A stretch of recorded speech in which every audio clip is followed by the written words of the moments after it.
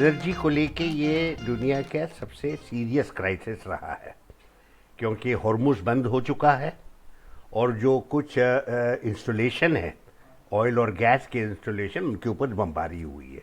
UAE का interest अलग है। उन्होंने बहुत अपना इन्वेस्टमेंट करके उनकी जो डोमेस्टिक कैपेसिटी है, प्रोडक्शन कैपेसिटी है, उसको उन्होंने बहुत बढ़ा दिया। नंबर 1 प्रोडक्शन कैपेसिटी की, number 2 differences from Saudi Arabia, and number 3 जो उनकी के किसी ने हमारी मदद नहीं की जब ईरान का हमला हुआ, ये 3 लेके उन्होंने ओपेक से विड्रॉल अनाउंस कर दिया।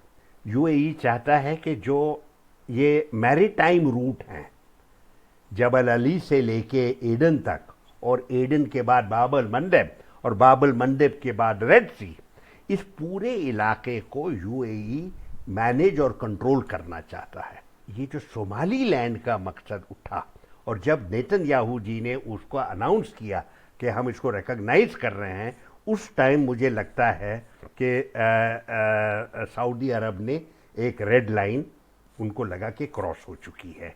ये जो इनसिक्योरिटी है पूरे इलाके में, जब इजराइल ने ईरान पे हमला किया, ये इशारा ये है गल्फ कंट्रीज को, जो मैसेज मिला है वो ये है कि हमारे लिए डुअल थ्रेट है, ईरान का भी और इजराइल का भी। जो क्वार्टेट बन रहा है, जो पाकिस्तान ने फॉरेन मिनिस्टर्स बुलाए थे इस्लामाबाद, वो थे टर्की, इजिप्ट, सऊदी अरेबिया और पाकिस्तान इटसेल्फ। तो एक सिक्योरिटी अरेंजमेंट बन रहा है, अलाइनमेंट हो सकती है, उसकी तरफ मुझे लगता है कि इशारा हो रहा है। मुझे ये भी लगता है कि लोग ज़रा सब्र करके बैठे हैं, वो देखना चाहेंगे कि किस तरह ये जंग ख़त्म होती है, किस टर्म्स पे जंग ख़त्म होती है। उसके बाद में ईरान किस तरह इस पूरे इलाके में फिट होगा, ये आगे की बात है, लेकिन ये इसके ऊपर हमें नज़र रखनी पड़ेगी। वेलकम टू सिनेक पॉडकास्ट लंदन वार्ता। हेलो, नमस्कार, आदाब। मेरा नाम परवेज आलम है। मैं यहाँ लंदन में हूँ। मेरे साथ मेरे मेहमान तलमीज़ अहमद साहब भारत की राजधानी दिल्ली में हैं। तलमीज़ साहब 1974 आईएफएस कैडर के आदमी हैं। भारत की नुमाइंदगी की है, अपने प्रतिनिधित्व किया है बहुत सारे देशों में, लेकिन मेरा फोकस होगा गल्फ कंट्रीज पर। आप सऊदी अरब में भारत के राजदूत रहे हैं, ओमान में भी, और यूनाइटेड अरब एमिरेट्स में भी आप भारत के सफ़ीर, राजदूत, एम्बेसडर रहे हैं।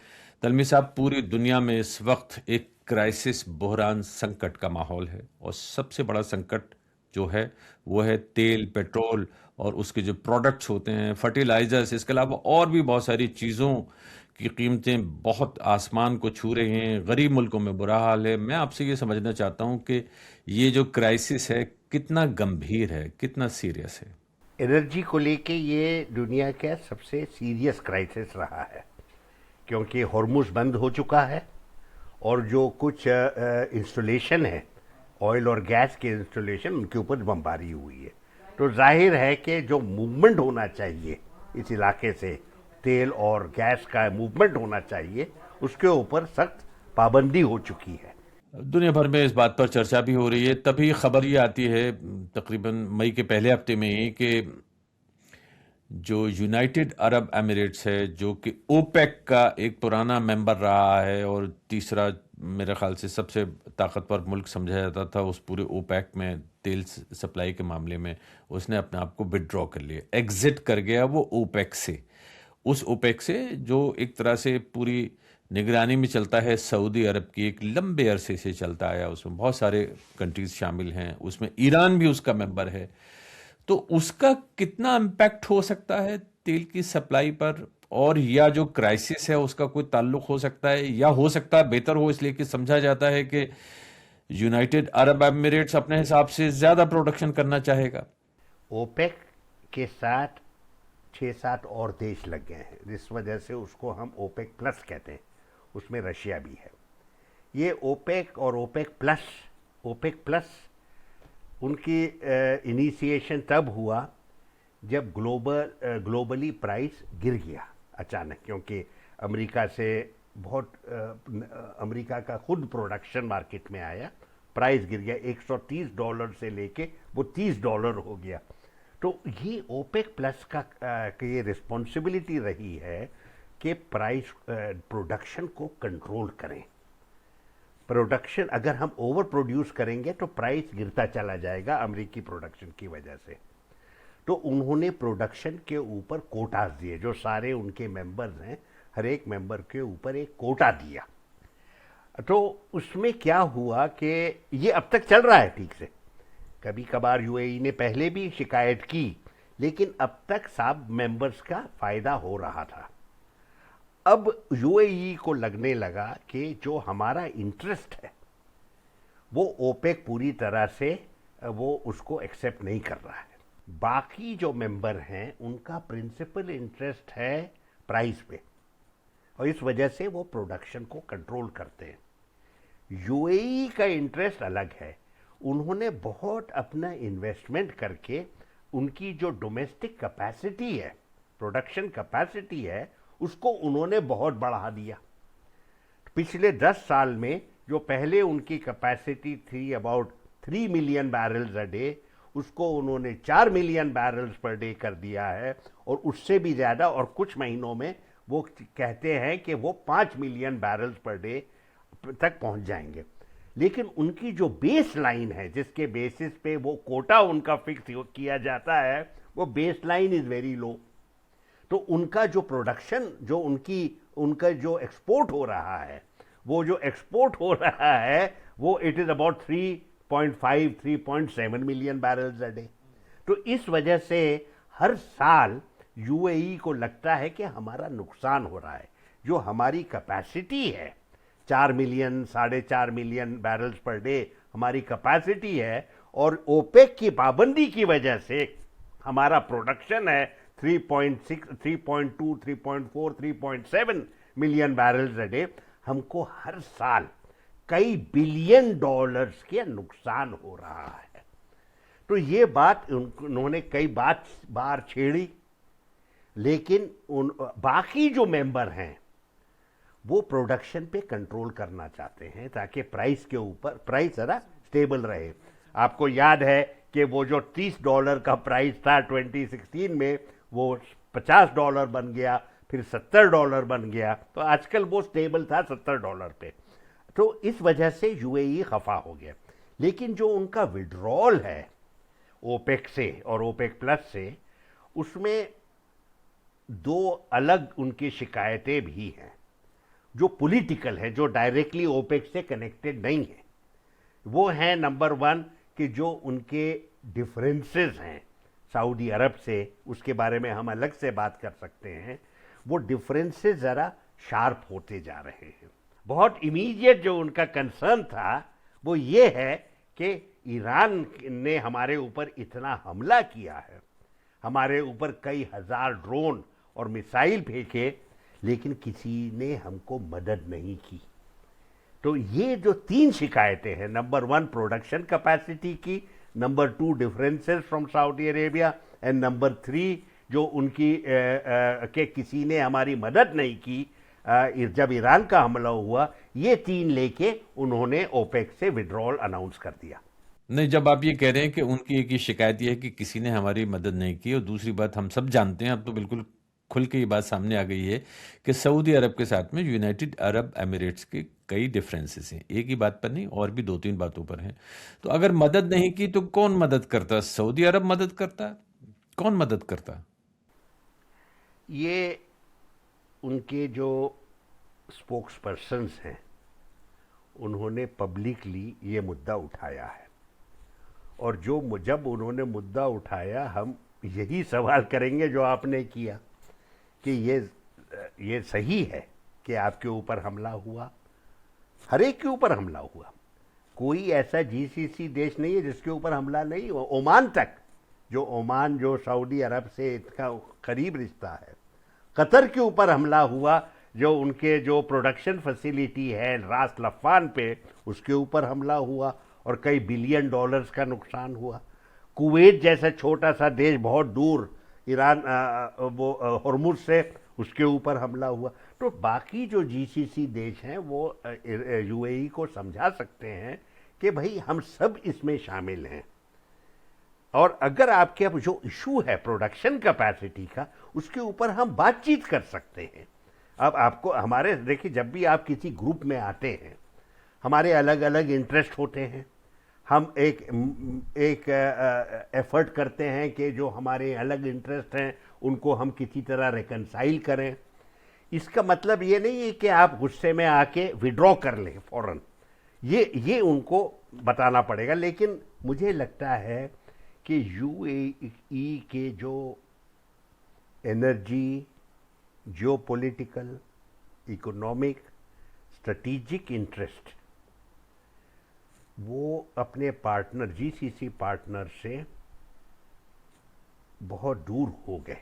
जो हम पढ़ते रहे हैं पिछले कुछ दिनों में, उसमें यह है कि सऊदी अरब और यूनाइटेड अरब एमिरेट्स दोनों साथ साथ चले थे, हाथ में हाथ डाल के चले थे। लेकिन उसके बाद में सऊदी अरब की जो प्रायोरिटीज़ हैं वो कुछ बदली, वो उस रास्ते पे चल पा जिस पे कि यूनाइटेड अरब एमिरेट्स चलता था। मतलब ये कि तेल के अलावा और बहुत सारी चीज़ों में डाइवर्सिफाई करने लगे वो अपने इन्वेस्टमेंट को।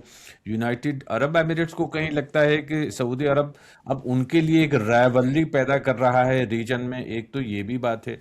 दूसरी बात ये है कि यूनाइटेड अरब एमिरेट्स के खासे करीब के रिश्ते हैं इजराइल के साथ में। शायद सऊदी अरब उस लेवल पे थोड़ा सा हिचकिचाता है कि उतना पास में ना जाए। तीसरी बात यह है कि ये जो भी हुआ है गल्फ में, उसमें यूनाइटेड अरब एमिरेट्स फ्रंट पे रहा है। खासा नुकसान वहाँ पे हुआ है। हालांकि बहुत सारे हमले सऊदी अरब में भी हुए, अमेरिका के बहुत सारे बेसिस को नुकसान पहुँचाया गया, कुवैत में हुआ, सब कुछ हुआ, ओमान में, कतर में। लेकिन यह है कि बात कुछ और है। थोड़ा सा गहराई में ज़रा सा अगर आप मुझे ले जाएंगे तो मुझे अच्छा लगेगा। आपने जो सब पॉइंट्स कहे वो बिल्कुल सही है। ये ताज्जुब की बात है कि सऊदी अरब के मुकाबले में यूएई का एक स्मॉल साइज है। उसकी आबादी तकरीबन 7-8 मिलियन की है, लेकिन उसमें एमिराती पॉपुलेशन 1-1.5 मिलियन से ज़्यादा नहीं है। इसके मुकाबले में सऊदी अरब 25 मिलियन पॉपुलेशन है, डोमिनेंट प्रेजेंस है, इस्लामी देशों में उनकी एक लीडरशिप वैल्यू मानी जाती है, अरब देशों में जो वैल्यू मानी जाती है, उसके जीडीपी, उसकी ऑयल प्रोडक्शन वगैरह कई बातें हैं।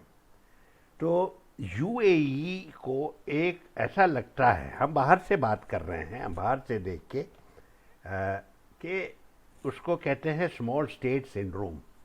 स्मॉल स्टेट सिंड्रोम का मतलब ये है कि कभी कभी छोटे देश, उनके जो एम्बिशन होते हैं, ख्वाहिशात जो होते हैं, वो ज़रा उनके साइज से आगे निकल जाते हैं। तो जो यूएई का रोल है आजकल, वो एक बहुत एम्बिशियस, जियोपॉलिटिकली वाइडस्प्रेड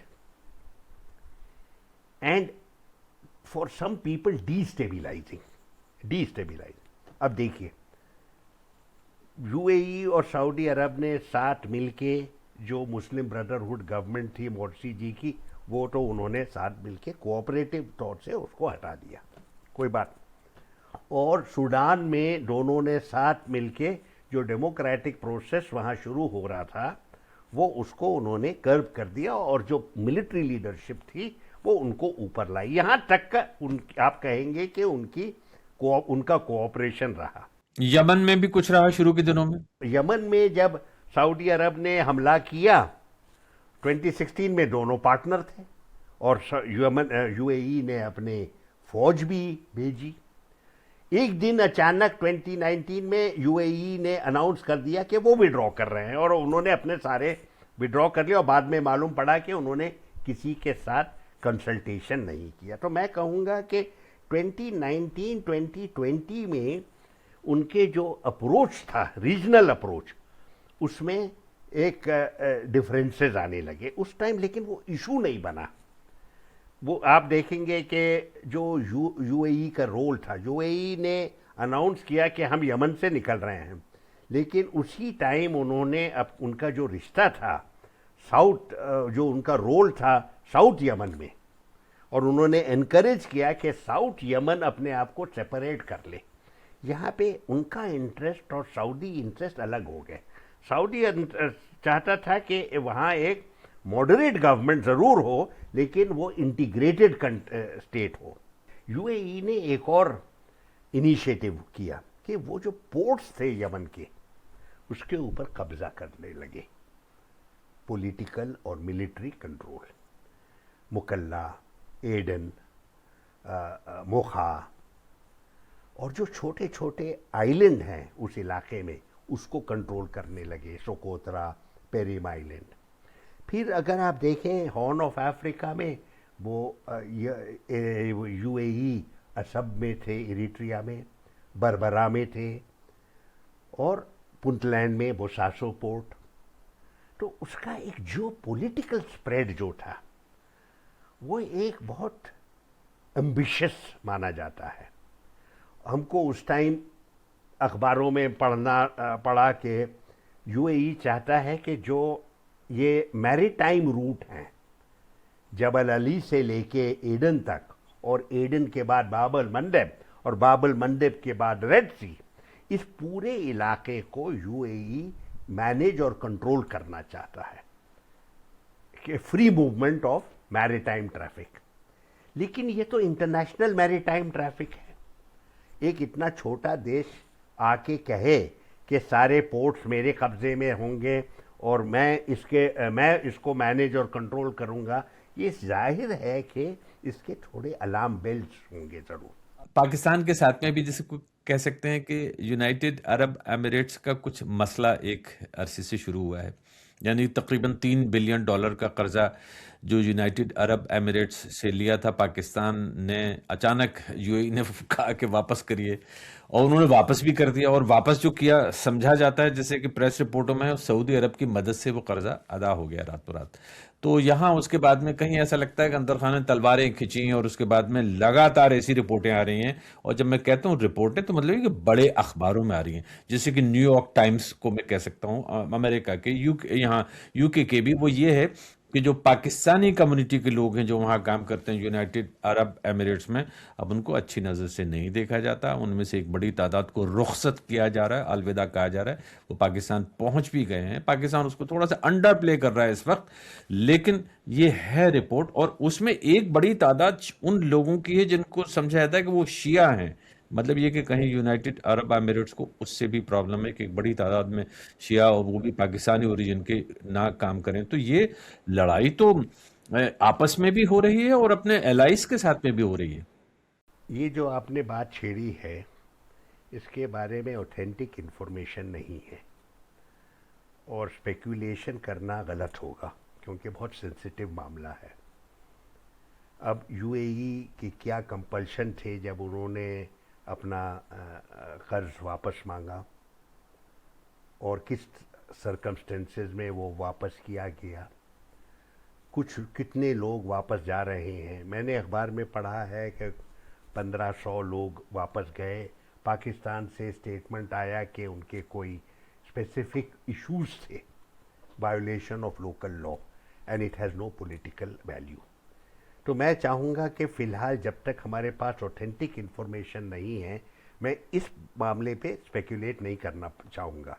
लेकिन अगर हम जो बात जिसके बारे में हार्ड इन्फॉर्मेशन है, मैं कहूँगा कि जो एक और इशू जो यूएई और सऊदी अरब के बीच में आया, वो है इज़राइल का मकसद।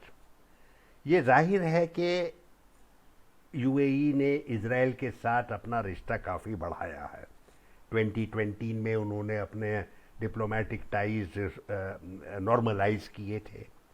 वो दिन और आज का दिन बहुत आगे बढ़ चुके हैं, क्योंकि इसमें टेक्नोलॉजिकल और कमर्शियल वैल्यू ही नहीं, जियोपॉलिटिकल वैल्यू भी आ गई है। अखबारों में रिपोर्ट है कि सोकोत्रा आइलैंड में जो यूएई डोमिनेट कर रहा था अब तक, वहाँ इजरायली लोग पहुँच चुके थे। पेरिम आइलैंड जो बाबल मंडेब के एंट्रेंस पे है, वहाँ भी रिपोर्ट है कि इजरायली फ़ौज के कुछ लोग, बाशिंदे वहाँ मौजूद थे। सबसे अहम बात मैं आपसे कहना चाहूँगा कि जो यूएई जो सऊदी अरब जो बात है सोमालीलैंड की, सोमालीलैंड को इजराइल ने रिकॉग्नाइज किया, 26 दिसंबर को रिकॉग्नाइज किया। इसका बहुत ज़्यादा जियो पॉलिटिकल सिग्निफिकेंस है, क्योंकि सोमालीलैंड एक ब्रेक अवे प्रोविंस है सोमालिया के, कि कोई और देश, कोई और दुनिया में कोई और देश नहीं है जिसने सोमालीलैंड को रिकॉग्नाइज किया। डी फैक्टो स्टेटस जो भी हो, सोमालीलैंड कहते हैं कि 1991 से उनके यहाँ प्रेसिडेंशियल इलेक्शन हुए हैं, नेशनल असेंबली के इलेक्शन हुए हैं, और कुछ लोग उनके साथ डायरेक्टली उनका रिश्ता कायम रखते हैं, और यूएई उसमें शामिल है। मैंने भी जब ये सुना तो मैंने कहा और किसी देश ने तो हाथ नहीं लगाया है सोमालिलैंड को, ये यूनाइटेड अरब एमिरेट्स को क्या शौक चढ़ाया है, क्या दिलचस्पी, क्यों क्यों हुआ ऐसा? सोमालीलैंड का बहुत जियोपॉलिटिकल सिग्निफिकेंस ये है कि उसका जो कोस्ट लाइन है वो 850 किलोमीटर्स की कोस्ट लाइन है गल्फ ऑफ एडन में। तो जो यूएई का प्लान है, जो पॉलिटिकल प्लान, कि वो गल्फ ऑफ एडन के पोर्ट्स को डोमिनेट करे, यमन की तरफ से भी और हॉर्न ऑफ अफ्रीका की तरफ से, वो उनका प्लान है। लेकिन इस प्लान में उन्होंने इजराइल को शामिल कर दिया है। तो एक अब ये यूएई इनिशिएटिव नहीं रहा, अब इसके कई सिक्योरिटी इम्प्लीकेशंस हैं। इजराइल जिसका सिर्फ रेड सी से कांटेक्ट था आइलट पे, आइलट जो एक छोटा सा किनारा है गल्फ ऑफ अकाबा में, वो अब एक प्रेजेंस हो गया, मैरीटाइम प्रेजेंस हो गया। इसके सिग्निफिकेंस है सऊदी अरब के लिए, इजिप्ट के लिए, और टर्की भी वहाँ कोशिश कर रहे हैं कि वो अपनी प्रेजेंस बढ़ाएं, उनके लिए भी एक चैलेंज आ गया। तो मैं कहूँगा कि ये जो सोमालीलैंड का मकसद उठा, और जब नेतन्याहू जी ने उसको अनाउंस किया कि हम इसको रिकॉग्नाइज कर रहे हैं, उस टाइम मुझे लगता है कि सऊदी अरब ने एक रेड लाइन उनको लगा कि क्रॉस हो चुकी है, और उन्होंने वो जो सप्लाईज थे यूएई की तरफ से, मिलिट्री सप्लाईज, वो जो सेसेशनिस्ट मूवमेंट है साउथ यमन में, उसके ऊपर मिलिट्री हमला करके उनका सारे म्यूनिशन डिस्ट्रॉय कर दिए, और ज़बरदस्ती उन्होंने मांगा कि सदर्न ट्रांजिशन काउंसिल जो सेपरेशन के पीछे लगे हुए थे, वो उनको हटा दिया जाए। ये हुआ 4 दिन बाद, 30 दिसंबर। तो मुझे लगता है कि जो डीप डिवाइड है वो है जियोपॉलिटिकल, एंड इट इज, उसका रिश्ता है इजराइल की बढ़ती हुई प्रेजेंस गल्फ ऑफ एडन और रेड सी में। अब मुझे यहाँ पे फिर एक बात और समझा दीजिए, बड़ी दिलचस्प बातें आपने बताई हैं, इसलिए कि ये जो यूनाइटेड अरब एमिरेट्स और सऊदी अरब के बीच की जो टेंशन है, बहुत सारे लोग, बहुत सारे एक्सपर्ट्स पूरी तरह से पकड़ नहीं पा रहे हैं, समझ नहीं पा रहे हैं। और मैं समझता हूँ क्योंकि आपने एक लंबा वक्त वहाँ पे गुजारा है, समझते हैं, आज भी आप लोगों के साथ में टच में हैं, और आपने बहुत सही जगह पे हाथ रखा है, मुझे ऐसा लगता है, जितनी भी रिपोर्टें मेरे सामने आती हैं। मैं आपसे ये भी जानना चाहता हूँ यहाँ पे कि पाकिस्तान ने एक, जिसको कहते हैं ना, सो कॉल्ड तथाकथित एक सिक्योरिटी पैक्ट साइन किया हुआ है हम सऊदी अरब के साथ में। मतलब ये कि आप पे हमला, हम पे हमला, और पाकिस्तान पे हमला तो पे सऊदी अरब उसकी मदद को आएगा, और उसके तहत पाकिस्तान के खासे फौजी आज की तारीख में सऊदी अरब की सरजमीन पर मौजूद हैं। बहुत कम लोग इस बात को समझते हैं और जानते हैं, इसलिए कि ज़्यादा खबरें नहीं आती कि कितनी बड़ी तादाद में फ़ौजी वहाँ पहुँच गए हैं पाकिस्तान के, लेकिन मौजूद हैं। ये कहीं कोई चिंता का विषय हो सकता है यूनाइटेड अरब एमिरेट्स के लिए? यूएई के लिए कोई इसमें चिंता की बात नहीं है, फिक्र की बात नहीं है। मैंने कई दफ़ा कोशिश की है, हमारे जो रिपोर्टर हैं यहाँ जिन्होंने इसके बारे में मुझसे बातचीत की, कि इसमें इंडिया का कोई रोल नहीं है और इंडिया के लिए कोई चैलेंज नहीं है। सऊदी अरब और पाकिस्तान का डिफेंस रिश्ता बहुत पुराना है, वो कोल्ड वॉर के ज़माने से है। 1968 में पाकिस्तानी 20-25 हज़ार पाकिस्तानी सिपाही वहाँ मौजूद थे, 20 साल तक रहे, जिनका बॉर्डर सिक्योरिटी उनके रिस्पॉन्सिबिलिटी थी। वो जॉर्डन और इराक और यमन बॉर्डर पे थे। 2010 में जब एक बॉर्डर यमन और सऊदी के बॉर्डर पे हाँ कुछ झड़प हुई और कई लोग मारे गए सऊदी तरफ, सऊदी साइड से, तो सऊदी अरब ने पाकिस्तान की एक बटालियन बुलाई और उनको यमन के बॉर्डर पे रखा। और वो मैंने सुना है कि शायद वो अब एक ब्रिगेड स्ट्रेंथ पे है। अभी जो अग्रीमेंट हुई सितंबर में, जब इजराइल ने दोहा पे हमला किया, इजराइल एक सिग्नल दे रहा था जीसीसी देशों को कि रीजनल हेजीमोन इजराइल है और कोई सेफ नहीं है। अगर आप यूएसए के एलाई हो या ना हो, हेजीमोन इजराइल है। तो जाहिर है कि पूरे इलाके में इनसिक्योरिटी फैल गई। कतर ने कोशिश की कि वो अमेरिका से एक डिफेंस पैक्ट करें। उस टाइम सऊदी अरब ने पाकिस्तान के साथ डिफेंस एग्रीमेंट किया। मैं इंपॉर्टेंस दूंगा कि पाकिस्तान के कुछ सिपाही भी वहां पहुंच गए, इसके कोई प्रॉब्लम नहीं है, क्योंकि पाकिस्तान, सऊदी अरब एक बहुत बड़ा देश है, 2/3 the size of India, insecure है। लेकिन सबसे बड़ी बात है ये जो बायलैटरल एग्रीमेंट थी, वो एक क्वाड्रिलैटरल प्लेटफॉर्म बन रहा है।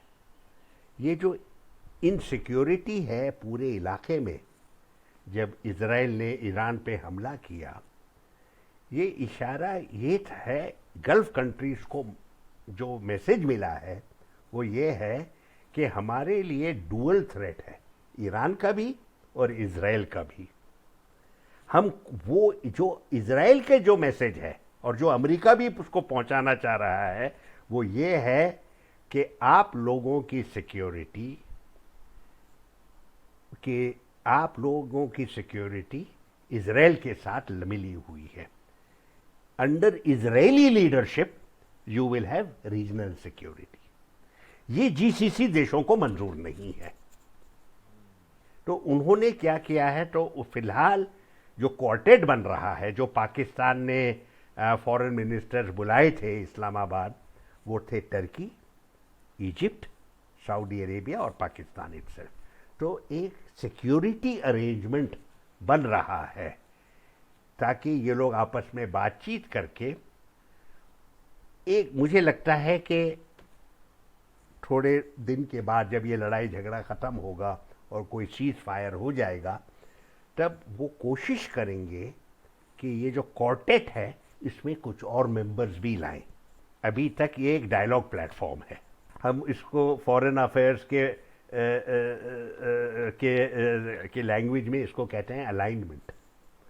अब तक अलाइनमेंट भी पूरी तरह से नहीं हुई है, एक मीटिंग हुई है, तो अलायंस नहीं है, अलायंस नहीं है, अलाइनमेंट हो सकती है।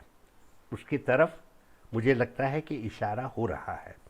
मुझे ये भी लगता है कि लोग ज़रा सब्र करके बैठे हैं, वो देखना चाहेंगे कि किस तरह ये जंग ख़त्म होती है, किस टर्म्स पे जंग ख़त्म होती है, ईरान की क्या पोजीशन है जंग ख़त्म होने के बाद, चीन की क्या पोजीशन है, रशिया की क्या पोजीशन है। और मुझे ये ज़रूर लगता है कि ये लोग कोशिश करेंगे कि जो बाकी इलाके में जो कुछ देश हैं गल्फ़ कंट्रीज़ में और गल्फ़ कंट्रीज से ज़रा आगे, उसको अपना अलाइनमेंट बढ़ाने के लिए, लेकिन जो कोर मेंबरशिप है वो आपके सामने है। ये 4, these are the 4 principal states in West Asia.